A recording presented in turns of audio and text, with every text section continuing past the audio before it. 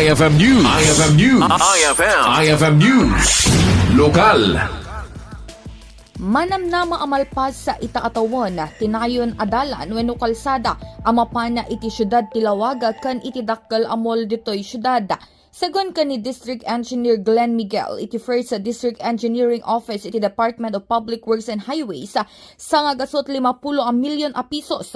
Tinisyal a pondo tinaso a proyekto ken nanayunan daytoy iti 50 milyon a pisos.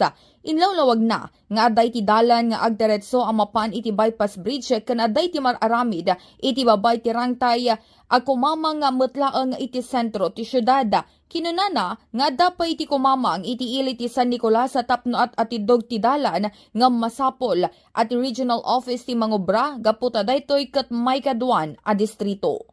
Para iti IFM News, Idol Bernadette Toledo, Tatak, IFM.